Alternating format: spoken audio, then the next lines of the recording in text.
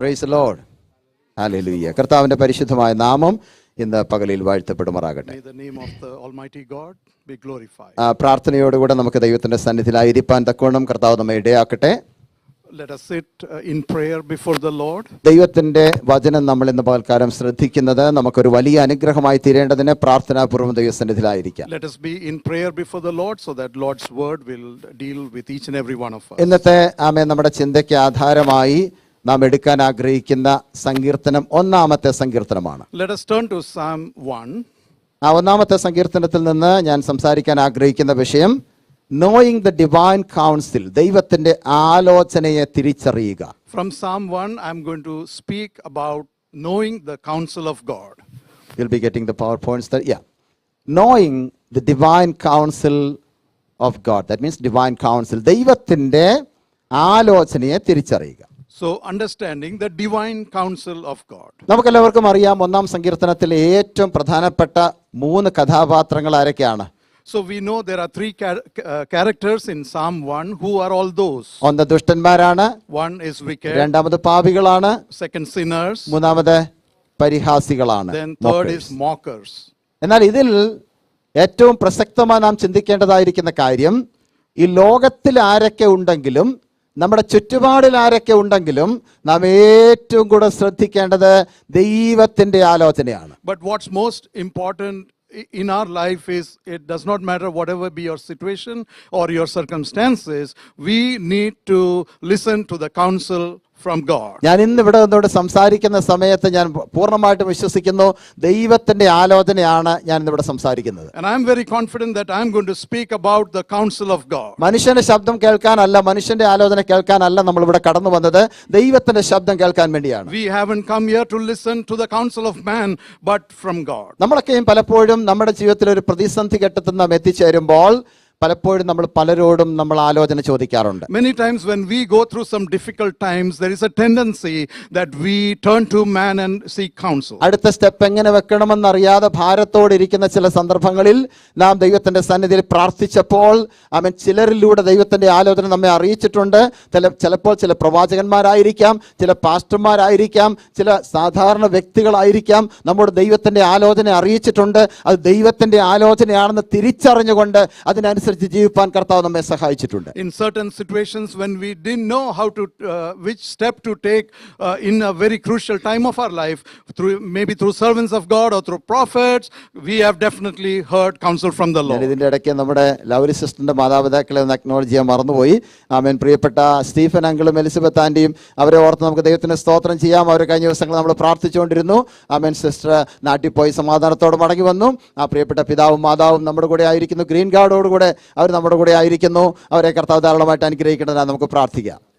Let us continue to pray, and it's a blessing that Stephen uncle and auntie, Lovely's parents, are among us. അപ്പോൾ ഇന്ന് പകൽക്കാലം നമ്മൾ ദൈവത്തിന്റെ ആലോചനയ്ക്ക് വേണ്ടി കാതോർത്തിരിക്കുമ്പോൾ പ്രാരംഭത്തിൽ ഞാൻ സംസാരിക്കാൻ ആഗ്രഹിക്കുന്നത് അവിടെ എഴുതി കാണുന്നത് പോലെ തന്നെ the danger of trusting in our own counsel, നമ്മുടേതായിരിക്കുന്ന ആലോചനകളിൽ നാം ആശ്രയിക്കുന്നത് കൊണ്ട് ഉണ്ടാകുന്നതായിരിക്കുന്ന ഡേഞ്ചേഴ്സിനെ കുറിച്ച് ആദ്യമായിട്ടൊന്ന് സംസാരിക്കാൻ ആഗ്രഹിക്കുന്നു. So first of all, I would like to speak about the danger of trusting our own counsel. നമ്മുടെ സ്വന്തമായിട്ടുള്ളതായിരിക്കുന്ന ആലോചനയിൽ പലപ്പോഴും നമ്മൾ ആശ്രയിച്ചിട്ട് അതിനനുസരിച്ച് പല കാര്യങ്ങൾ ചെയ്യാൻ നമ്മൾ ആഗ്രഹിക്കാറുണ്ട്. Many times there is a tendency that we follow our life based on our own counsel. എന്നാൽ സഭാപ്രസംഗിയുടെ പുസ്തകം 3-ാം അധ്യായത്തിന്റെ 5-ാമത്തെ വാക്യം നമ്മൾ വായിക്കുന്നത് എങ്ങനെയാണ്? സ്വന്തം വിവേകത്തിൽ ഊന്നരുത് എന്നാണ് വായിക്കുന്നത്.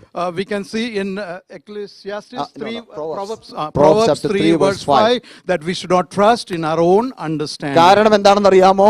നമ്മുടെ സ്വന്തം വിവേകത്തിലും സ്വന്തം അറിവിലും സ്വന്തം ആലോചനയും നമ്മൾ ആശ്രയിക്കുമ്പോൾ പലപ്പോഴും ഡേഞ്ചർ സംഭവിക്കാൻ സാധ്യതയുണ്ട്, തെറ്റിപ്പോകാൻ സാധ്യതയുണ്ട്. ദൈവത്തിന്റെ ഹിതത്തിന് വേണ്ടി കാത്തിരിക്കുന്നവർക്ക് മാത്രമേ ദൈവത്തിന്റെ അനുഗ്രഹങ്ങളെ പ്രാപിക്കാൻ സാധിക്കത്തുള്ളൂ. There is a tendency when we rely on our own understanding, we might end up in a mess, but it is always better, it's always better to seek the counsel from God. Proverbs chapter 12 verse 15 നമ്മൾ കാണുന്നുണ്ട്, സ്വന്തം ആലോചനയിൽ നടക്കുന്നവർ ഭോഷന്മാരാണ്. Proverbs 12:15 we can see it is written, those who trust in their own counsel, they are fools. യോബിന്റെ പുസ്തകം 18-ാം അധ്യായത്തിന്റെ 7-ാമത്തെ വാക്യത്തിൽ നാം വായിക്കുന്നു, അവർ സ്വന്തം ആലോചന പ്രകാരം നടക്കുന്നത് കൊണ്ട് അവനെ തള്ളിയിടും എന്ന് പറഞ്ഞിരിക്കുന്നു. Well, Job 7:8 we can see since 18:7, Job 18:7. Job 18:7, we can see since they are going by their own counsel, there is a possibility sometimes they can be forsaken. or ദൈവമക്കളെ, they can നമ്മൾ fall. നമ്മുടെ ഇഷ്ടപ്രകാരവും നമ്മുടെ ആലോചന പ്രകാരവും ജീവിപ്പാൻ നമ്മൾ ആഗ്രഹിക്കുമ്പോൾ പലപ്പോഴും വീഴ്ചകൾ സംഭവിക്കാൻ സാധ്യതയുണ്ട്. തള്ളി മറിഞ്ഞു വീഴുന്നതായിരിക്കുന്ന അനുഭവങ്ങൾ നമുക്കുണ്ടാകാൻ സാധ്യതയുണ്ട്. There is a possibility that you'll end up in a pit or a failure when we try to go by our own counsel. എന്നാൽ അതേസമയം തന്നെ നമ്മുടെ ജീവിതത്തിൽ നമുക്ക് ഫെയിലിയേഴ്സ് ഉണ്ടാകുമ്പോൾ, നമുക്ക് പരാജയങ്ങൾ സംഭവിക്കുമ്പോൾ നാം ദൈവസ്ഥനിൽ ഇരുന്നുകൊണ്ട് ചിന്തിക്കണം, എന്തുകൊണ്ടാണ് എനിക്ക് ഇങ്ങനെ ഒരു പരാജയം ഉണ്ടായത്. But many a times when we experience failure, we must just pause and we must ask ourselves, what is the reason of this downfall? പലപ്പോഴും നമ്മുടെ ജീവിതത്തിൽ പരാജയം സംഭവിക്കുമ്പോൾ നമ്മൾ പലപ്പോഴും കുറ്റം പറയുന്നത് മറ്റുള്ളവരായിരിക്കും. Many a times we blame others for our own downfall. ചിലപ്പോൾ പാവപ്പിടിച്ച പാസ്റ്റർ ആയിരിക്കും കുറ്റം പറയുന്നത്. Sometimes we blame the pastor. ചിലപ്പം നമ്മുടെ കൂട്ടു സഹോദരന്മാരെയോ കൂട്ടി സഹോദരിമാരെയോ ഒക്കെ ആയിരിക്കും നമ്മൾ കുറ്റം പറയുന്നത്. Sometimes we blame our own fellow brothers and sisters. ദൈവമക്കളെ, നമ്മൾ ആരെയും കുറ്റം പറയണ്ട. കർത്താവിന്റെ സന്നിധിയിൽ ഒരു അല്പസമയം ഇരുന്ന് പ്രാർത്ഥിച്ചാൽ മതി. എനിക്ക് എൻ്റെ ജീവിതത്തിൽ എന്തുകൊണ്ടാണ് ഈ പരാജയം ഉണ്ടായെന്നുള്ളത് ദൈവത്തിന്റെ ആത്മാവ് നമ്മുടെ നേരിട്ട് സംസാരിക്കും. People of God, there is no need to blame anyone. Just pause, sit before God's presence, ask why we went through this failure.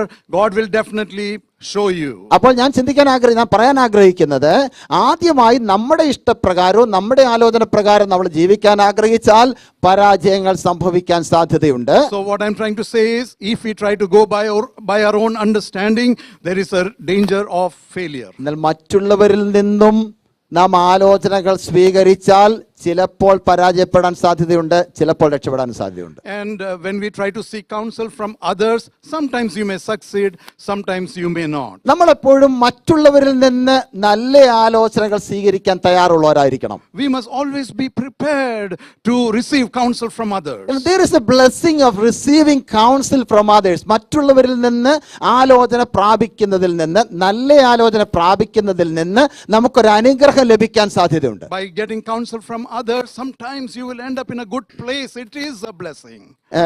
ഞാൻ പലപ്പോഴും ചിന്തിക്കാറുണ്ട്, നമ്മുടെ മാതാപിതാക്കൾ, നമ്മുടെ പ്രായമുള്ളതായിരിക്കുന്ന പ്രിയപ്പെട്ടവരൊക്കെ പലപ്പോഴും ചില കാര്യങ്ങളൊക്കെ നമ്മളെ ഉപദേശിക്കുന്ന ഉടനെ ഞാൻ ഏത് സമയം കിട്ടിയാലും നാട്ടിലൊക്കെ പോകുമ്പോണ്ടല്ലോ, മാതാപിതാക്കൾ അല്ലെങ്കിൽ നമ്മുടെ പ്രായമുള്ള അപ്പച്ചന്മാരെ അമ്മച്ചിമാരെ കണ്ടു കഴിഞ്ഞാൽ അവരുടെ അടുത്ത് ഞാൻ പോയിരിക്കും. കാരണം അവരോട് കുറേ കാര്യങ്ങൾ ചോദിച്ചു കഴിഞ്ഞാൽ അവർ ഇങ്ങോട്ട് പറയും. അത് ഭയങ്കര അനുഗ്രഹമാണ് ഞങ്ങൾക്കൊക്കെ മിനിസ്ട്രിയിൽ. So many a times I never lose an opportunity to go to elderly people, parents or grandparents, because when I talk to them, we will receive lot of counsel and lot of words of wisdom from them. നമ്മൾ പലപ്പോഴും പറയാറുണ്ട്, ആരോടൊന്നും ആലോചന ചോദിക്കാൻ പോകണ്ട, ആരുടെയും കേൾക്കുകയും വേണ്ട, എനിക്കറിയാം എന്താ ചെയ്യേണ്ടതെന്നുള്ളത്, അതുകൊണ്ട് ഞാനങ്ങ് ചെയ്തോളാം എന്ന് വിചാരിക്കല്ലോ കേട്ടോ. മുതിർന്നവരോട് അല്ലെങ്കിൽ പ്രായമുള്ളവരോട് അല്ലെങ്കിൽ പരിജ്ഞാനമുള്ളവരോട് നാം ആലോചന ചോദിച്ചാൽ അവർ നല്ല ആലോചന നമുക്ക് തരും. Please never come into that conclusion of never seeking counsel, especially from the elderly. I encourage every one of you to seek counsel from the elderly. ഈ കഴിഞ്ഞ മാസം നാട്ടിൽ പോയപ്പോൾ, നിലമ്പൂരി എന്നപ്പോൾ, എൻ്റെ പിതാവിന് 89 വയസ്സുണ്ട്. ഇപ്പോഴും വലിയ കുഴപ്പമില്ലാതൊക്കെ ആരോഗ്യമായിട്ടിരിക്കുന്നു. പക്ഷേ ഇച്ചിരി ഓർമ്മയുടെ കുറവൊക്കെ പ്രശ്നമൊക്കെ ഉള്ളതുകൊണ്ട് അങ്ങനെ ഇരിക്കുക. So my father, who is 89 years old, is in Nilambur. അപ്പോൾ അപ്പച്ചൻ്റെ അടുത്ത് ചെന്നിട്ട് ഞാൻ ഇരുന്നിട്ട് അപ്പച്ചനോടൊരു കാര്യം ചോദിച്ചു. അപ്പച്ച, ഞാൻ ആൽബിനെ വിളിച്ചിട്ട് എൻ്റെ അടുത്തിട്ട് പറഞ്ഞു, അപ്പച്ചന് ഈ ആൽബിനോട് എന്തെങ്കിലും ഉപദേശം കൊടുക്കാനുണ്ടോ? So I called Albin and I said, Apacha, do you have anything to say to Albin? അത് കേട്ടോണ്ട് മോളും വന്നേച്ച് അവിടെ ഇരുന്ന്, അപ്പച്ച എന്നോട് എന്തെങ്കിലും ഉപദേശം പറയാനുണ്ടോ? And then Mol also came and asked, Apacha, do you have anything for me? അപ്പൊ അപ്പച്ചൻ ആൽബിനെ നോക്കിയപ്പോഴത്തേക്ക് ഇങ്ങനെ നോക്കിയ ഇച്ചിരി ഓർമ്മക്കുറവ് ഉണ്ടെങ്കിലും ഇങ്ങനെ നോക്കി, നീ എന്താടാ താടി വെച്ചിരിക്കുന്നത്? Apacha had some memory issues, looked at Albin and said, you have grown a beard. നമ്മൾ വിചാരിക്കുന്ന താടി വയ്ക്കുന്നതിൽ പാപമാണെന്നൊക്കെ വിചാരിക്കും. പക്ഷെ അപ്പച്ചൻ അവരുടെയൊക്കെ ആ കാലത്തെന്ന് പറയുന്ന അവർക്ക് ആ ഒരു ചിന്തയാണ് മനസ്സിൽ കിടക്കുന്ന, താടി വെക്കുന്ന പാപമാണ്. അത് തെറ്റാന്നുള്ളത് അവർ പറയുന്നതെന്ന് പറഞ്ഞാൽ അവരുടെ ഒരു ആത്മീയ കാഴ്ചപ്പാട് വെച്ചിട്ട് അവർ പറയും. നമ്മളൊക്കെ ഒന്ന് അക്സെപ്റ്റ് ചെയ്തേ പറ്റത്തുള്ളൂ. കാരണം നമുക്ക് അപ്പച്ചൻ അങ്ങനെ പറഞ്ഞില്ലെന്ന് ഓർത്ത് അവന് അപ്പച്ചനോട് ഉടക്കാനൊന്നും പോയില്ല, അത് സ്വീകരിച്ചു. അത് അങ്ങനെയൊക്കെയാന്ന് പറഞ്ഞ് അവനങ്ങ് ഒഴിവായി. പക്ഷേ എനിക്ക് ഭയങ്കര സന്തോഷം തോന്നി. കാരണം അപ്പച്ചൻ്റെ മനസ്സിൽ കിടക്കുന്ന ആത്മീക താല്പര്യം എന്ന് പറയുന്നത് ചിലപ്പോൾ നമ്മളൊക്കെ വിചാരിക്കുന്ന ചെറിയ ചെറിയ കാര്യങ്ങൾ, ഇതൊന്നും വലിയ കാര്യമൊന്നുമില്ല നമുക്കറിയാം, എന്നാലും അവരുടെ മനസ്സിൽ കിടക്കുന്ന ഒരു ആലോചന ഉണ്ടെന്നറിയാമോ, അവർക്കൊരു അഡ്വൈസ് നമുക്ക് തരാനുണ്ട്. അത് നമ്മൾ പ്രാപിച്ചാൽ നല്ലതാണെങ്കിൽ അത് പ്രാപിച്ചാൽ നമുക്കൊരു അനുഗ്രഹമായിരിക്കും. It's always good to accept good advice from the elderly. Sometimes they have their own perspective. They might say from their perspective perspective, it's not sin, but they are that much dedicated for the Lord. They have set themselves apart from the Lord, and they expect that from the next generation. Thank you. നാട്ടിൽ പോയി കഴിഞ്ഞാൽ അവൻ സ്ഥിരം ചെയ്യുന്ന പരിപാടിയാണ്, എവിടെയെങ്കിലും അപ്പച്ചവരും അമ്മച്ചിമാരും അവിടെ പോയി ഞങ്ങൾ ഇരിക്കും. So we'll go and sit before appachans and ammachis. ഇപ്പോൾ കുറെ പേരൊക്കെ നാട്ടിൽ പോകുന്നുണ്ടല്ലോ ഈ മാസം അടുത്ത മാസമൊക്കെ. എല്ലാവരും നാട്ടിൽ പോയി അപ്പച്ചമാർ എവിടെ ഉണ്ടോ അമ്മച്ചിമാർ എവിടെ ഉണ്ടോ അവിടെ പോയി ഇരുന്നോണം. അവരോട് കുറച്ച് അഡ്വൈസ് ഒക്കെ ചോദിച്ചോണം. അപ്പച്ച എന്താ ചെയ്യേണ്ടത്, എങ്ങനെയാ ചെയ്യേണ്ടത്, ഒരു അഭിപ്രായം പറയാൻ അവരോട് ചോദിച്ചാൽ മതി. അവർ നന്നായിട്ട് പറഞ്ഞു തരും. Many of you are traveling to India. I encourage every one of you to go sit before your appachans and ammachis, and they will have lots of words of wisdom and counsel for you. പക്ഷെ ഒരു കാര്യമുണ്ട്, ഞാൻ സാധാരണ പറയുന്ന ഒരു കാര്യമുണ്ട്. ആരോടൊക്കെ നിങ്ങൾ ആലോചന ചോദിച്ചാലും നല്ല കാര്യമാണ്, നല്ല ആലോചന സ്വീകരിക്കും. പക്ഷെ അവരുടെ ആരുടെയും അടിമയായിട്ട് നമ്മൾ പോകില്ല.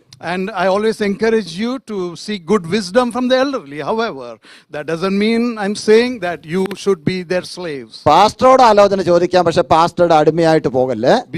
Seek counsel from the pastor, but not being a slave. പ്രവാചകനോട് അഭിപ്രായം ചോദിക്കാം, ആലോചന ചോദിക്കാം, പക്ഷെ അവരുടെ അടിമയായിട്ട് നമ്മൾ പോകല്ലേ. You can seek advice from the prophets, but don't follow them blindly.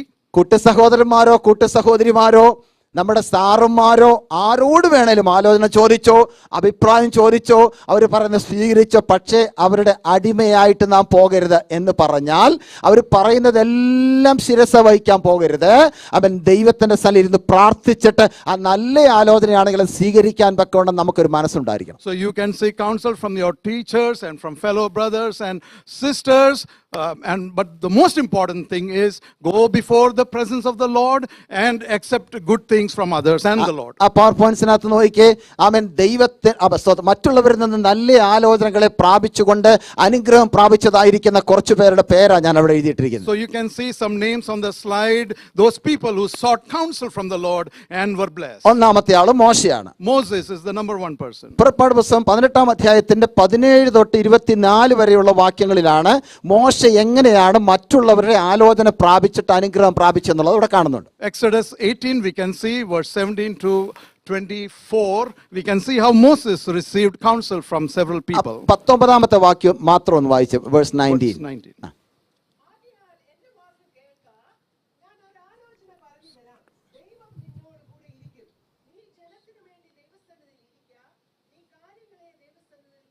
മോശയുടെ അമ്മായിപ്പനായ ഇത്രോ മോശയോട് പറയാണ്, ഞാൻ നിനക്കൊരു ആലോചന പറഞ്ഞുതരാം. Jethro, Moses' father-in-law, told him that I will give you a counsel. നമുക്കറിയാം മോശ ലക്ഷക്കണക്കിന് ആളുകളുമായിട്ട് മരുഭൂമിയിലൂടെ യാത്ര ചെയ്യുക. We know that Moses, along with lakhs of people, they are walking in the wilderness. അപ്പൊ ഈ മരുഭൂമിയിലൂടെ യാത്ര ചെയ്യുന്ന ലക്ഷക്കണക്കിന് ഇസ്രായേൽ ജനത്തെ നിയന്ത്രിക്കേണ്ടത് എങ്ങനെയാണെന്ന്, അല്ലെങ്കിൽ അവരുടെ പ്രശ്നങ്ങളെ പരിഹരിക്കേണ്ടത് എങ്ങനെയാണെന്ന് അവൻ തന്നെ ഒരു കാര്യം കണ്ടുപിടിച്ചു, മോശ തന്നെ. So Moses found out a solution how to lead these millions of people in the wilderness. പക്ഷെ ആദ്യം കണ്ടുപിടിച്ചതായിരിക്കുന്ന ആ ഒരു ട്രിക്ക് വർക്കൗട്ട് ആയില്ല. But his solution didn't work. പക്ഷേ But അതിനുശേഷമായിട്ട് തൻ്റെ അമ്മായിപ്പനായ ഇത്രോ വന്നിട്ട് പറയാണ്, മോനെ നിനക്ക് ഞാനൊരു, ഇത്രോയ്ക്ക് എത്ര വയസ്സ് കാണുമായിരിക്കും, എത്ര വയസ്സ് ഡിഫറൻസ് കാണുമായിരിക്കും മോശയുമായിട്ടല്ലേ, അമ്മായിപ്പനുമായിട്ട് എത്ര വയസ്സിന് ഡിഫറൻസ് കാണും. അപ്പോൾ ഇത്രോയ്ക്ക് കുറച്ച് കാര്യങ്ങൾ പറഞ്ഞു കൊടുക്കാനുണ്ട്. മോനെ ഇതിനു മുമ്പൊക്കെ ഒത്തിരി പ്രശ്നങ്ങളൊക്കെ ഞങ്ങളുടെയൊക്കെ ജീവിതത്തിൽ ഉണ്ടായിട്ടുണ്ട്, ആ സമയത്ത് ഇതൊക്കെ പരിഹരിച്ചത് ഇങ്ങനെ ആയിരുന്നു എന്നുള്ളത് ഇത്രോയ്ക്ക് പറഞ്ഞു കൊടുക്കാം. ആരോടെ? മരുമകനോട്, മോസസിനോട്. So we can see here Jethro, who was quite advanced in age compared to Moses, because of quite a lot of experiences in his life, came to his aid and said that I have enough counsel and wisdom for you to handle this situation. മോശയ്ക്ക് മനസ്സിലായി മോശ ആദ്യം എടുത്ത തീരുമാനം തെറ്റിപ്പോയി, അതുകൊണ്ടൊന്നും ഇത് വർക്കാകത്തില്ല, അതുകൊണ്ടൊരു കാര്യം ചെയ്യുക, എൻ്റെ അമ്മായിപ്പൻ പറയുന്ന കേട്ടേക്കാം. അമ്മായിപ്പൻ പറഞ്ഞു, മോനെ ഒരു കാര്യം ചെയ്യേ, 50, 100 ഒക്കെ അങ്ങോട്ട് വേർതിരിച്ച് വെച്ചിട്ട് ഓരോ ഗ്രൂപ്പിനും ഓരോ ലീഡേഴ്സിനെ അങ്ങോട്ട് ഏൽപ്പിക്കുക, അവരെല്ലാം ആ പ്രശ്നങ്ങൾ കൈകാര്യം ചെയ്തോളൂ, ആ പ്രശ്നം അങ്ങ് പരിഹരിക്കപ്പെടും. Moses realized his solution didn't work. He accepted his father-in-law's wisdom by setting up about groups of 50 to 100 and giving a leader for every single group. അപ്പച്ചൻ പറഞ്ഞു, മോനെ മരുമോനെ നിന്നെ കൊണ്ട് പരിപാടി നടക്കത്തില്ല, നീ എത്ര ശ്രമിച്ചാലും നടക്കത്തില്ല, ഡെലിഗേഷൻ ചെയ്യണം എന്ന് പറഞ്ഞാൽ അവൻ ഓരോരുത്തരെ ഏൽപ്പിക്കണം, അവരത് ഉത്തരവാദിത്വബോധത്തോടെ ചെയ്തോളും. ആ കാര്യം നടക്കുമ്പോഴാണ് നിന്റെ പ്രശ്നം പരിഹരിക്കാൻ പോകുന്നത്. And he very clearly told Moses that your problems will be solved as long as you delegate and form a leader for each group. അപ്പൊ ആ പ്രശ്നം അവിടെ പരിഹരിക്കപ്പെട്ടു. So that problem problem was solved. അടുത്ത ആളുടെ പേര് അവിടെ എഴുതിയിരിക്കുന്ന ബത്ശേബയുടെ പേര്. The next person's name, Bathsheba. ബത്ശേബയുടെ കാര്യം നമ്മൾ വായിക്കുന്നത് 1 രാജാക്കന്മാരുടെ പുസ്തകം 1-ാം അധ്യായത്തിന്റെ 12 തൊട്ട് 39 വരെയുള്ള വാക്യങ്ങൾ. 1 Kings 19, verse 12 to 1 39. chapter 1 verse 12 to 39 വരെയാണ്. ഒരു മിനിറ്റ്, 12-ാമത്തെ വാക്യം മാത്രം വായിച്ചാൽ മതി. 12. Now therefore come, let me give you counsel, that you may save your own life and the life of your son Solomon. Amen. Nathan പ്രവാചകൻ അവിടെ പറഞ്ഞിരിക്കുന്നത് എന്താണ്? ബത്ശേബയോട് എന്താ പറയുന്നത്? ഞാൻ നിനക്കൊരു ആലോചന, കൗൺസിൽ തരാം, ഒരു ആലോചന പറഞ്ഞുതരാം. So we can see here prophet Nathan is telling Bathsheba that I will give you counsel. കാരണം ആമേൻ, ദാവീദിന് ശേഷമായിട്ട് ആരാ രാജാവാകണ്ടേ? After David, ശലോമോൻ ആ രാജാവാകണ്ടേ? who is supposed to be the king after David? It's Solomon. എന്നാൽ അതേസമയം തന്നെ അതിന് വിരോധമായിട്ട് ആര് പ്രവർത്തിച്ചു? But then who worked against? അധോനിയാവ് പ്രവർത്തിച്ചു. We അധോനിയാവ് can see Adonijah. He worked against.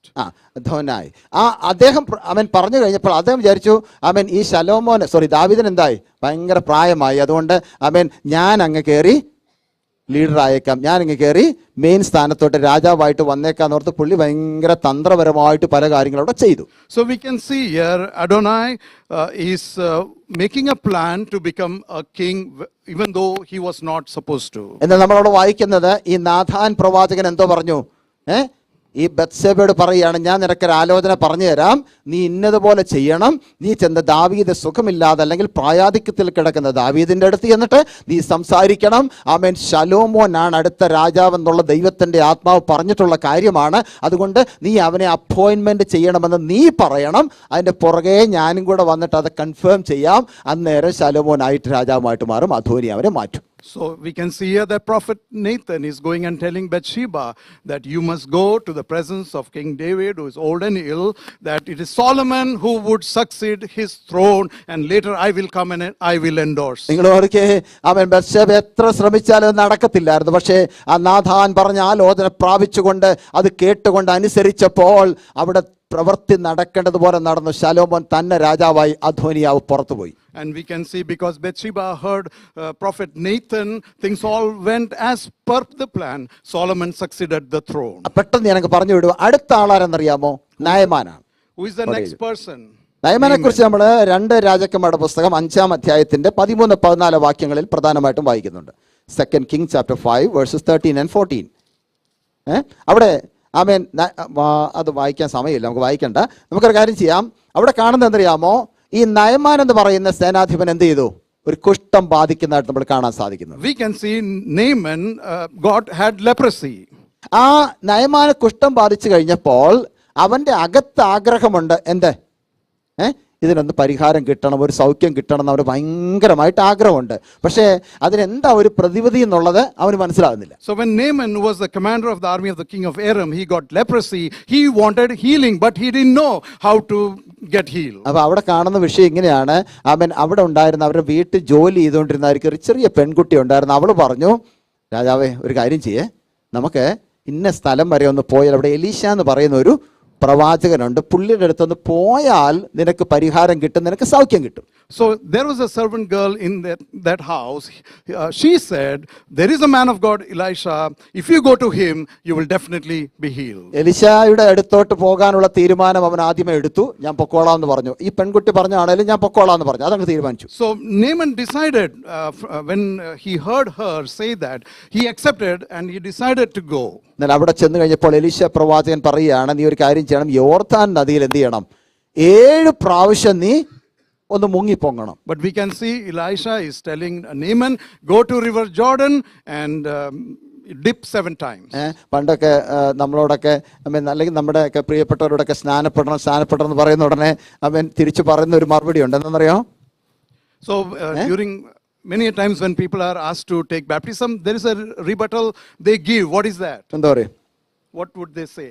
ഞങ്ങളുടെ വീട്ടിൽ തന്നെ നല്ല കിണറുണ്ട്, അല്ലെ നല്ല പൈപ്പുണ്ട്, നല്ല വാട്ടർ അവിടെ വരുന്നത്, ഞങ്ങൾ ഷവറൊക്കെ എടുത്തോളാം, അതൊക്കെ മതി എന്നൊക്കെ പറഞ്ഞ് അവരിയ്ക്കും. ഈ കലക്കവെള്ളത്തിൽ പോയി മുങ്ങേണ്ട ആവശ്യം ഞങ്ങൾക്ക്. So many times they would say, we got some good water in our well and we got good water from our pipe. Why should we go to some dirty contaminated water and dip? എടാ ഇത്രയും നല്ല swimming pool ഞങ്ങളുടെ വീട്ടിൽ കിടക്കുമ്പോ എന്നെ തന്നെ ഈ കലക്കവെള്ളത്തിൽ പോയി മുങ്ങുന്നതെന്നാണ് അവർ ചോദിക്കുന്നത്. പക്ഷേ ദൈവത്തിന്റെ വചനം പറയുന്നത് അവൻ മുങ്ങണം എന്ന് പറഞ്ഞാൽ മുങ്ങി തന്നെ ഇരിക്കണം, എങ്ങാലേ രക്ഷിക്കപ്പെട്ടത് പൂർത്തിയാവത്തുള്ളൂ. In spite of the fact that you might have the most beautiful swimming pool, but if the word of God, counsel of the Lord says, go dip in dirty water, you have to obey. ഈ പുള്ളി എന്ത് ചെയ്തു? മുങ്ങണം, 7 പ്രാവശ്യം മുങ്ങണം എന്ന് പറഞ്ഞ് കേട്ടോണ്ട് അവന് പുള്ളി അവിടെ ചെന്നിച്ച് പറഞ്ഞു എന്നെ കൊണ്ട് നടക്കുന്ന കാര്യമല്ല. ഈ ഞങ്ങളുടെ നാട്ടിലൊക്കെ അബാന എന്നൊക്കെ പറയുന്ന ഭയങ്കര നദികളുള്ളപ്പോൾ വളരെ ബ്യൂട്ടിഫുൾ ആയിട്ടുള്ള വെള്ളം ഉള്ളപ്പോൾ പിന്നെ എന്തിനാ ഈ യോർദാന്റെ കലക്കവെള്ളത്തിൽ പോയി ഞാൻ മുങ്ങുന്നതെന്ന് ചോദിച്ചുകൊണ്ട് അവനെ തിരിച്ചു പോകാൻ തുടങ്ങുക. When he heard that he had to dip in this dirty water, he was not pleased at all. And he said, we have got so much clean water, river or places, I'm not going to dip in this പക്ഷെ Jordan. അവൻ മടങ്ങി പോകാൻ തുടങ്ങുമ്പോൾ അവൻ നയമാന്റെ തന്നെ ദാസന്മാര് പറയുകയാണ്, യജമാനനെ നീ അത് അനുസരിക്കുന്ന നല്ലത്. കാരണം നിനക്ക് സ്തോത്രം സൗഖ്യം കിട്ടണമെങ്കിൽ, കുഷ്ഠരോഗം മാറണമെങ്കിൽ അതിനകത്തിറങ്ങണമെന്ന് അവർ പറയുന്നുണ്ടെങ്കിൽ അത് ചെയ്യുന്ന നല്ലത് എന്ന് പറഞ്ഞപ്പോൾ അവൻ ചെന്ന് സന്തോഷത്തോടുകൂടെ അതിൽ ഇറങ്ങി 7 പ്രാവശ്യം പൊങ്ങിക്കഴിഞ്ഞപ്പോഴത്തേക്കും പൂർണ്ണമായിട്ട് അവന്റെ കുഷ്ഠരോഗം മാറിയെന്നാണ് വായിക്കുന്നത്. He decided to go back, but his servant said, it is better, even though the water is dirty, it is better to obey and take dip, you would be clean. പക്ഷെ ഓർത്തോളം മറ്റുള്ളവരെ നമ്മൾ നോക്കുമ്പോൾ അവർ പറയുന്നതായിരിക്കുന്ന ആലോചനകൾ ഒരു പക്ഷേ അവരെ നോക്കുമ്പോൾ നമുക്ക് ആലോചന സ്വീകരിക്കാൻ ഒരു പക്ഷെ പറ്റത്തില്ലായിരിക്കാം. നയമാന് അവർ ദാസന്മാർ പറഞ്ഞപ്പോൾ ഒരു പക്ഷെ വേണമെങ്കിൽ എന്ത് ചെയ്യാം, എടാ നീയാണോ ഞങ്ങളെ ഉപദേശിക്കുന്നത് ചോദിക്കാം. പക്ഷെ അവൻ പറഞ്ഞു ഇല്ല ഞാനും ചെയ്തു നോക്കട്ടെ. ആദ്യം പുള്ളി ഓക്കെ ആയിരുന്നു, പിന്നെ ഒന്ന് ഇടഞ്ഞു, പിന്നെ പറഞ്ഞു ഞാൻ എടുക്കാൻ പോവാണ്, ഞാൻ പോകാൻ പോകുകയാണെന്ന് അനുസരിച്ച് കഴിഞ്ഞപ്പോൾ അവന്റെ കുഷ്ഠം പൂർണ്ണമായിട്ട് മാറി. Although he had every reason to reject the counsel of his servants, but he finally decided to take a dip at the river Jordan, and we can see that he was cured of his leprosy. അതുപോലെ തന്നെ അഹശ്വേരോശ് രാജാവ് എന്ന് പറയുന്ന രാജാവിനെ കുറിച്ച് എസ്തേറിന്റെ പുസ്തകം 1-ാം അധ്യായത്തിന്റെ 14-ാം വാക്യത്തിൽ നമുക്ക് അവിടെ കാണാൻ സാധിക്കും. Esther 1:14 we can see about King Xerxes. ഒന്ന് വായിക്കാവോ? എസ്തേറിന്റെ പുസ്തകം 1-ാം അധ്യായത്തിന്റെ 14-ാം വാക്യം. Esther 1:14. ആ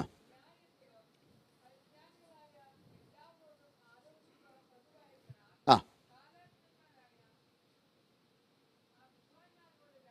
ആ ആ ആ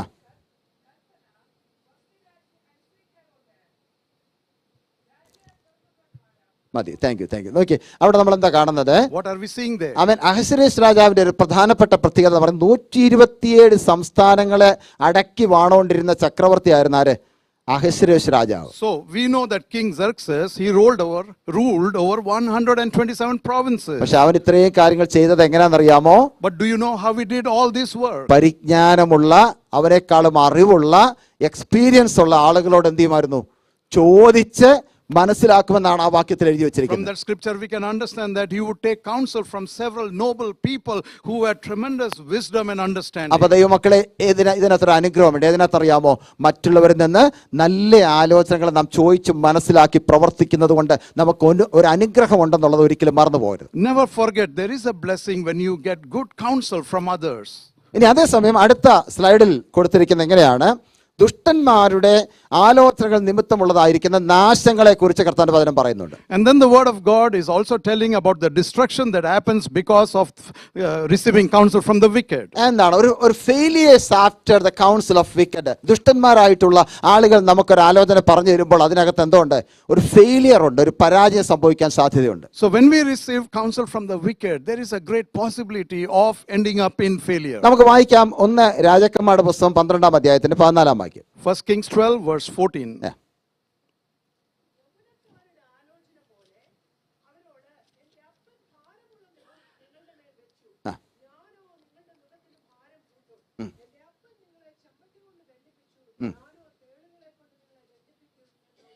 നോക്കണം, ഇസ്രായേലിലെ ഏറ്റവും നല്ല ഒരു രാജാവായിരുന്നു ശലോമോൻ. Solomon was a very good king of Israel. എന്നാൽ ശലോമോന് ശേഷം രാജാവായിട്ട് വരുമ്പോൾ സ്തോത്രം ഈ ആളുകൾ എപ്പോഴും മനസ്സിലാക്കുന്ന ഒരു കാര്യമുണ്ട്, അവരുടെ ജീവിതത്തിൽ എന്തെങ്കിലും ഒരു നല്ല കാര്യങ്ങൾ ചെയ്യുന്നവരെയാണ് അവരെ പ്രൊമോട്ട് ചെയ്യുന്നത് എപ്പോഴും.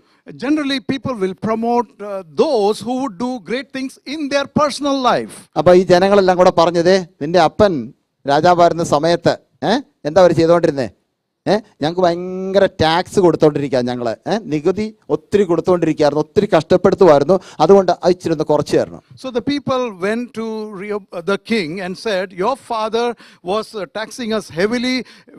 Now since you are king, reduce the taxes for us. ഉടനെ അവൻ മോനോട് മറ്റുള്ള ആൾക്കാരൊക്കെ പറഞ്ഞു, അവിടെ പറഞ്ഞിരിക്കുന്ന പരിജ്ഞാനമുള്ള ആൾക്കാരെന്നാണ്, എന്ന് പറഞ്ഞാൽ ഇച്ചിരി വയോധികരായിരിക്കുന്ന ആൾക്കാർ പറഞ്ഞു, ഇല്ലില്ല അങ്ങനെയൊന്നും ചെയ്യല്ലേ, നിനക്ക് എന്താണോ ദൈവം തന്നിരിക്കുന്നത് ആ ഉത്തരവാദിത്വ ബോധത്തിൽ ഇരുന്നു കൊണ്ട് ദൈവത്തിന്റെ ഹിതപ്രകാരം മാത്രം നീ ചെയ്താൽ മതിയെന്ന് അവനോട് പറയുമ്പോൾ, so while there were some people who said that do only as per the counsel of God, വയോധികന്മാരുടെ അല്ലെങ്കിൽ പരിജ്ഞാനമുള്ളവരുടെ ആലോചന അവൻ തള്ളിക്കളഞ്ഞിട്ട് അവനോട് കൂടെ വളർന്നു വന്ന കുറെ യൗവനക്കാരുടെ ആലോചന അവൻ സ്വീകരിച്ചു. he rejected the wise counsel from the noble men and he accepted the counsel from his friends, younger friends. അതുകൊണ്ട് എന്താ സംഭവിച്ചെന്നറിയാമോ? ആ രാജ്യം തന്നെ രണ്ടായിട്ട് വിഭാഗിക്കപ്പെട്ടു, അവൻ ഒന്നുമില്ലാത്തവനായിട്ട് അവസാനിക്കേണ്ടി വന്നു. So do you know what happened? That kingdom was divided into two and finally he ended up with nothing. ആ രെഹോബെയാമിന് സംഭവിച്ചത് എന്തുകൊണ്ടാണെന്നറിയാമോ? അവന്റെ ജീവിതത്തിൽ അവന് കിട്ടേണ്ടിരുന്ന നല്ല ആലോചന സ്വീകരിക്കാതെ ദുഷ്ടന്മാരായിട്ടുള്ള അവന്റെ തകർച്ച ആഗ്രഹിക്കുന്നവരുടെ ആലോചന അവൻ സ്വീകരിച്ചു കഴിഞ്ഞപ്പോൾ അവന്റെ ജീവിതമേ നശിക്കപ്പെട്ടു, ആ രാജ്യമേ രണ്ടായിട്ട് വിഭാഗിക്കപ്പെട്ടു. We can see because he rejected the wise counsel from the noblemen, his kingdom was divided into two and everything was reduced to destruction. രണ്ടാമത്തെ വ്യക്തിയെ കുറിച്ച് അവിടെ പറഞ്ഞിരിക്കുന്ന അമസ്യാവ് എന്ന് പറയുന്ന ഒരു വ്യക്തിയാണ്. There is another person by name Amaziah. അത് ദിനവൃത്താന്ത പുസ്തകം 25-ാം അധ്യായത്തിന്റെ 6 തൊട്ട് 13 വരെയുള്ള വാക്യങ്ങളാണ്. 2 Chronicles chapter 25 verse 6 onwards. നമ്മൾ വായിക്കുന്നില്ല, അത് പെട്ടെന്ന് പറഞ്ഞു വിടാം. We are not reading that. അമസ്യാവിനെ കുറിച്ച് അവിടെ വായിക്കുന്നത് തുടക്ക സമയങ്ങളില് ദൈവത്തിന്റെ ആലോചന അനുസരിച്ച് പ്രവർത്തിച്ചതായിരിക്കുന്ന ഒരു രാജാവായിരുന്നു അമസ്യാവ്. About Amaziah it is written that he sought counsel from the Lord in the beginning and he was following God's commands. അതിന്റെ 25-ാം അധ്യായത്തിന്റെ 16-ാമത്തെ വാക്യത്തിലൂടെ നമ്മൾ വരുമ്പോൾ അവിടെ അവൻ കാണുവാൻ സാധിക്കുന്നത് അവന്റെ ഒടുവിലത്തെ നാശത്തെ കുറിച്ച് അവിടെ പറയാനിടയായിത്തീരുന്നു. So 25 verse 16 we can see about his destruction. അവൻ എന്തെന്നറിയാമോ? ആദ്യമൊക്കെ നല്ലതായിരുന്നെങ്കിലും കുറച്ച് നാൾ കഴിഞ്ഞപ്പോഴത്തേക്കും മറ്റുള്ളവരുടെ ആലോചനയെ പ്രാപിച്ചുകൊണ്ട് അവൻ എന്ത് ചെയ്യാൻ തുടങ്ങി? അന്യാരാധന ചെയ്യാൻ തുടങ്ങി, ധൂപം കാട്ടാൻ തുടങ്ങി, ദൈവഹിതമല്ലാത്ത പ്രവൃത്തികൾ അവൻ ചെയ്യാൻ തുടങ്ങിയപ്പോൾ അവനൊരു ഫെയിലിയറിലേക്ക് ചെന്ന് ചാടുവാൻ തക്കണമിടയായി. Although he started well, but since he resorted to idol worship and burning incense by receiving counsel from his friends, we can see their failure at his end. അടുത്ത ആള് സ്തോത്രം, ഇത് ഒത്തിരി കാര്യങ്ങളുണ്ടെങ്കിൽ ഞാൻ അതെല്ലാം ഒന്ന് പെട്ടെന്ന് വിട്ടുപോകാൻ ആഗ്രഹിക്കുന്നു. ബാലാമിനെ കുറിച്ചാണ് നമ്മൾ കാണാൻ സാധിക്കുന്നത്. We can read about Balaam. ബാലാമിനെ കുറിച്ച് അവിടെ പറഞ്ഞിരിക്കുന്ന നമ്പേഴ്സ് ചാപ്റ്റർ 23 and 25-ലാണ്. സംഖ്യാപുസ്തകം 23-ാം അധ്യായത്തിൽ 25-ാം അധ്യായത്തിലും ബാലാമിനെ കുറിച്ച് പറയുന്നുണ്ട്. We can also see in Numbers 23-25 about Balaam. അവിടെ അവൻ പ്രത്യേകിച്ച് പറഞ്ഞിരിക്കുന്നത് ആ ബാലാമിനെ കുറിച്ച് തന്നെ 2 പത്രോസ് ലേഖനം 2-ാം അധ്യായത്തിന്റെ 15-ാം വാക്യത്തിലും പറയുന്നുണ്ട്. In 2 Peter also we can see about Balaam. എന്ന് പറഞ്ഞാൽ അവിടെ പറഞ്ഞിരിക്കുന്നത് ബാലാമിന്റെ വഴിയിലൂടെ നടന്ന ആളുകളെ കുറിച്ച്, അല്ലെങ്കിൽ ബാലാമിന്റെ ആലോചനയെ പ്രാപിച്ചുകൊണ്ട് അവൻ നശിച്ചു പോയതായിരിക്കുന്ന ഒരു കൂട്ടം ഇസ്രായേൽ ജനത്തെ കുറിച്ചാണ് അവിടെ പറയുന്നത്. So it is told about the people of Israel that followed the ways of Balaam and ended up in destruction. നമുക്കറിയാം ബാലാം സ്തോത്രം പോയി പ്രവചിക്കാൻ പോയി, അല്ലെങ്കിൽ അനുഗ്രഹിക്കാനായിട്ട്, അല്ലെങ്കിൽ അവൻ ശപിക്കാനായിട്ട് അവനെ വിളിച്ചുകൊണ്ട് പോകുമ്പോൾ അവൻ അവിടെ ചെന്ന് കഴിഞ്ഞപ്പോൾ കാണാൻ സാധിക്കുന്നത് അവനെ കൊണ്ട് നടക്കുന്നില്ല. എന്തുവാ? അവരെ ഇസ്രായേൽ ജനത്തെ ശപിക്കാൻ അവനെ കൊണ്ട് പറ്റാത്തൊരവസ്ഥ അവിടെ കാണാൻ സാധിക്കുന്നു. Balaam was called and asked to curse Israel, but he was not able to curse Israel. എന്നാൽ ഏറ്റവും ഒടുവിൽ അവൻ ശ്രമിക്കുന്നുണ്ടെങ്കിൽ അവൻ നടക്കുന്നില്ല. പക്ഷേ അവനെക്കുറിച്ച് പുതിയ നിയമത്തിൽ എഴുതി വെച്ചിരിക്കുന്നത് അവനിലൂടെ വന്നതായിരിക്കുന്ന വഴികൾ ഇസ്രായേൽ ജനത്തെ വഴിതെറ്റിച്ചു എന്നാണ് പറയുന്നത്. So we can see about him written in the New Testament that those people who followed the ways of Balaam, because of his ways, they ended up in destruction or failure. എന്തുകൊണ്ടാണ് അങ്ങനെ പറയുന്നത്? മറ്റുള്ളവരുടെ ആലോചന നാം സ്വീകരിക്കുമ്പോൾ ആലോചന ദൈവത്തിന്റെ ഹിതപ്രകാരം ഉള്ളതാണോ എന്ന് തിരിച്ചറിയാനായി നാം ദൈവസന്നിധിയിൽ പ്രാർത്ഥിക്കണം. We must pray when we receive counsel from others whether this counsel is truly from the Lord. എന്നാൽ ഒരു കാര്യം ഉറപ്പാണ്, ദൈവത്തെ വിശ്വസ്തയോടെ സേവിക്കുന്ന തന്റെ മക്കൾക്ക് വേണ്ടി അടുത്ത സ്ലൈഡിൽ നമ്മൾ വായിക്കാൻ സാധിക്കുന്നത് ഇങ്ങനെയാണ്. സ്തോത്രം, ദുഷ്ടന്റെ ആലോചനയെ നിഷ്ഫലമാക്കി കളയുന്ന ഒരു ദൈവത്തെയാണ് നാം സേവിക്കുന്നത്. We are serving a God who is able to foil the plans of the wicked. ദൈവമക്കളെ, നമുക്കെതിരായിട്ട് ശത്രു വ്യാപരിപ്പിക്കുന്നതായ എല്ലാ ദുഷ്ടന്റെ ആലോചനയും കർത്താവ് എന്ത് ചെയ്യും? നിഷ്ഫലമാക്കി കളയും. God who nullifies the counsel of wicked എന്നാണ് എഴുതിയിരിക്കുന്നത്. It is written that God will nullify the counsel of the wicked. അതിന് ഉദാഹരണമായിട്ട് അഹിത്തോഫേലിനെ കുറിച്ച് നമ്മൾ വായിക്കുന്നുണ്ട്. 2 ശമൂവേലിന്റെ പുസ്തകം 15-ാം അധ്യായത്തിന്റെ 31-ാം വാക്യം. 2 Samuel 15:31, we can read about Ahithophel. ആ 2 ശമൂവേലിന്റെ പുസ്തകം 15-ാം അധ്യായത്തിന്റെ 31-ാം വാക്യത്തിൽ ദാവീദ് പ്രാർത്ഥിക്കുന്ന ഒരു പ്രാർത്ഥനയാണ്, ദൈവമേ അഹിത്തോഫേലിന്റെ ആലോചനയെ അബദ്ധമാക്കി We കളയണമേ. can see a prayer from David, oh God, may the counsel of Ahithophel be foiled or failed. നമുക്കറിയാം ഈ അഹിത്തോഫേൽ എന്ന് പറയുന്ന ദാവീദിന്റെ അവൻ ഒരു കാലത്ത് മനസാക്ഷി സൂക്ഷിപ്പുകാരനും ആലോചനക്കാരനുമായിരുന്നു അഹിത്തോഫേൽ. Once upon a time, Ahithophel was a close counselor of David.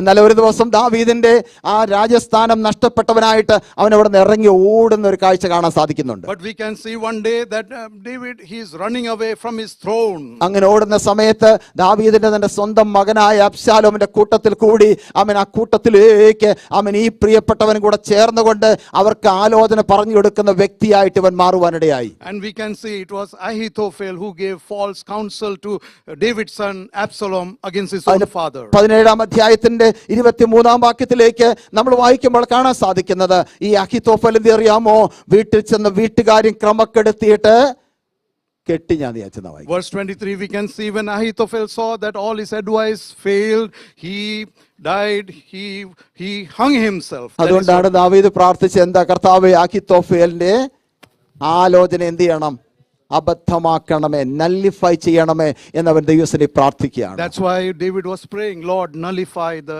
advice of കാലം ഓർപ്പിക്കട്ടെ, ദൈവസന്നിധി വിശ്വസ്തയോടെ ജീവിക്കുന്ന തന്റെ മക്കൾക്കെതിരെ കടന്നു വരുന്ന എല്ലാ ദുഷ്ടന്റെ ആലോചനയും നിഷ്ഫലമാക്കി കളയുന്ന അവൻ അതിനെ ശാസിക്കുന്ന ഒരു ദൈവത്തിന്റെ പരിശുദ്ധാത്മന്റെ ശക്തി നമ്മുടെ മധ്യ കാലമുണ്ട്. Let us remember one thing, we have the power of the Holy Spirit that would nullify every false counsel. ഹാമാനെ കുറിച്ച് നമുക്കറിയാം. ഹാമാന് സ്തോത്രം യഹൂദ ജാതിക്കെതിരെ പ്രവർത്തിക്കുന്ന പ്രവൃത്തി നമ്മൾ എസ്തേറിന്റെ പുസ്തകത്തിൽ വായിക്കുന്നുണ്ട്. In the book of Esther we read about Haman who worked against the Jews. ആമേൻ. അവർക്ക് മാത്രമല്ല മോർദെഖായിക്കെതിരെ കഴുകുമരം പോലെ വരെ ഉണ്ടാക്കി വെച്ച മനുഷ്യനാണ് ആര്, Haman. And he also worked against Mordecai. എന്നാൽ എന്താ വായിക്കുന്നറിയാമോ, ഏറ്റവും ഒടുവിൽ അവന്റെ ആലോചന മുഴുവൻ എന്തായി, അബദ്ധമാക്കി മാറ്റിയിട്ട് നല്ലിഫൈ ചെയ്തിട്ട്, ഹല്ലേലൂയ, അവന്റെ സർവ്വ ആലോചനകളെയും മാറ്റിവെച്ചിട്ട് ദൈവത്തിന്റെ ആത്മാവ് പ്രവർത്തിച്ച് എങ്ങനെയാണെന്നറിയാമോ, ആ വ്യക്തിയെ തന്നെ, ഹാമാനെ തന്നെ ആ കഴുമരത്തിന്റെ മുകളിലോട്ട് കയറ്റി നിർത്തുന്നതാണ് കാണുന്നത്. We can see that Haman who worked against Mordecai and the Jews who prepared gallows for Mordecai hung up in that very same gallows. നെഹമ്യാവിനെ കുറിച്ച് നമ്മൾ എന്താ വായിക്കുന്നത്, 4-ാം അധ്യായത്തിന്റെ 15-ാം വാക്യത്തിൽ. Nehemiah 4 verse 15, what do we read? അവിടെ നമ്മൾ വായിക്കുന്നു, നെഹമ്യാവിന്റെ നേതൃത്വത്തിൽ ഒരു യെരുശലേം വാള് അവൻ മതിൽ പണിയാനായിട്ട് അവർ കടന്നു വരികയാണ്. We can see that he is coming to build a wall.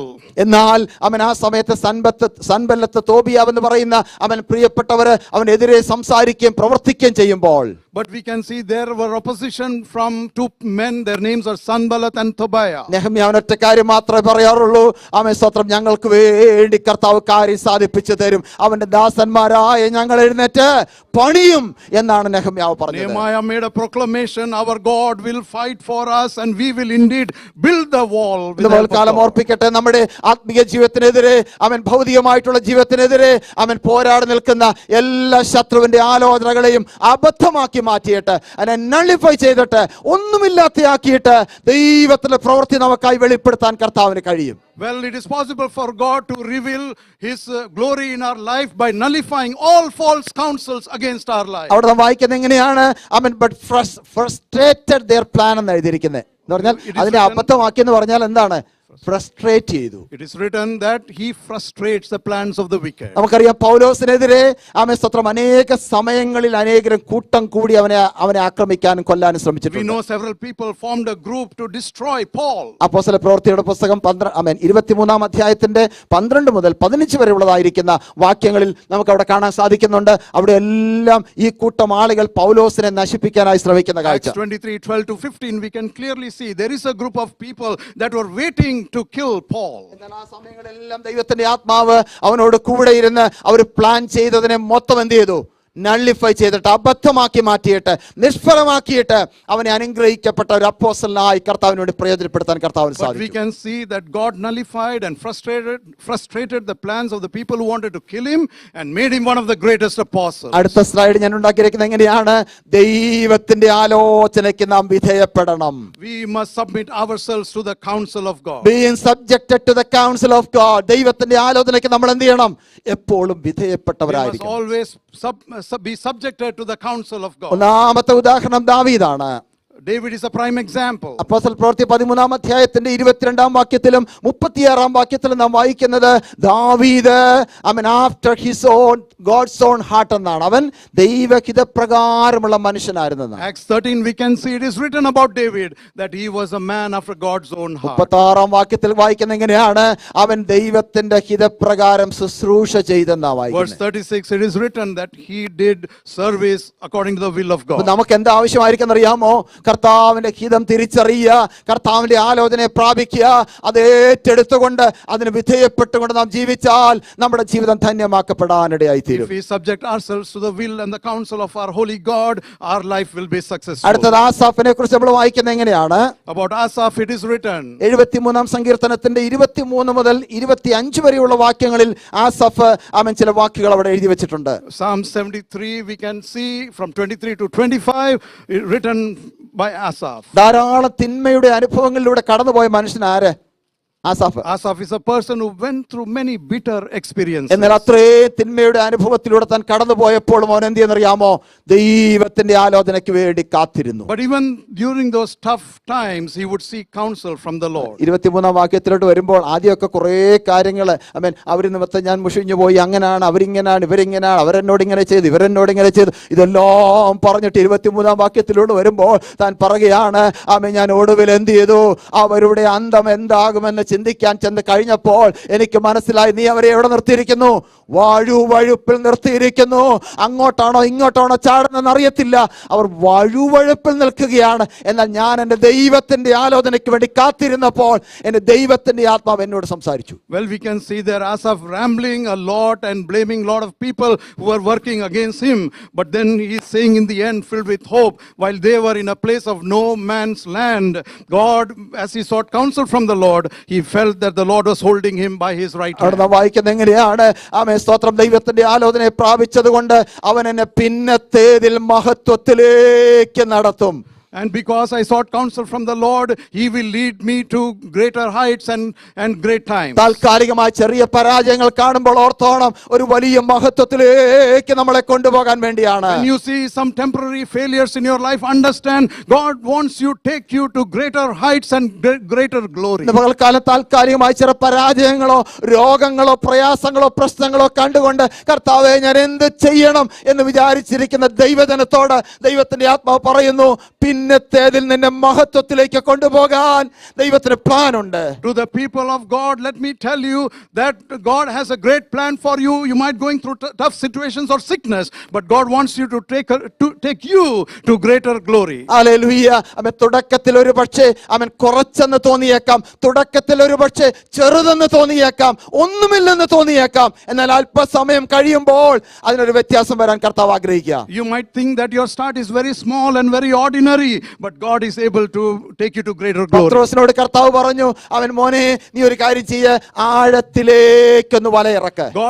Jesus told Peter, throw the net into the deep sea. അവൻ പറഞ്ഞു, സ്തോത്രം, ഞങ്ങൾക്ക് ഇതുവരെ ഒന്നും കിട്ടിയില്ല, ഒന്നും കിട്ടാനും സാധ്യതയില്ല, എന്നാലും നിന്റെ വാക്കിനനുസരിച്ച് ഞങ്ങൾ വില ഇറക്കിക്കോളാം. He said, we didn't get anything, but at your word we'll throw the net. അവിടെ നമ്മൾ വായിക്കുന്നത് എങ്ങനെയാണ്? അവൻ ദൈവത്തിന്റെ വാക്കിനും ദൈവത്തിന്റെ ആലോചനയ്ക്കും വലയിറക്കിയപ്പോൾ ഒരു പെരുത്ത മീൻകൂട്ടം അവന്റെ വലയ്ക്കകത്തോട്ട് കയറി. So we can see it is written when at the counsel and at the word of Jesus, when he threw the net into the deep sea, he got a rich haul of fish. വീണ്ടും യോഹന്നാന്റെ സുവിശേഷം 21-ാം അധ്യായത്തിൽ നാം വായിക്കുന്നത് കർത്താവിന്റെ ശിഷ്യന്മാര് പത്രോസിന്റെ നേതൃത്വത്തിൽ യേശു ക്രിസ്തുവിന്റെ സ്വർഗാരോഹണത്തിന് ശേഷം എന്ത് ചെയ്തു?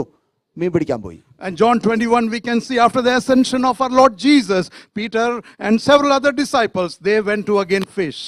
പ്രഭാതമായപ്പോ കർത്താവ് എന്നോട് ചോദിക്കുക, മക്കളെ Early കൂട്ടാൻ morning. വല്ലതും ഉണ്ടോ? Early morning, Jesus is asking the disciples, is there anything to അയ്യോ, eat? അവര് പറഞ്ഞു, ഇന്നലെ രാത്രി മുഴുവൻ ഞങ്ങൾ അധ്വാനിക്കുകയാണ്, ഒരു ചെറിയ മീനെ പോലും കിട്ടിയിട്ടില്ല കർത്താവേ. They replied, whole night we fished, we didn't get even a smallest of the fish. നമ്മൾ അവിടെ വായിക്കുന്ന എങ്ങനെയാണ്?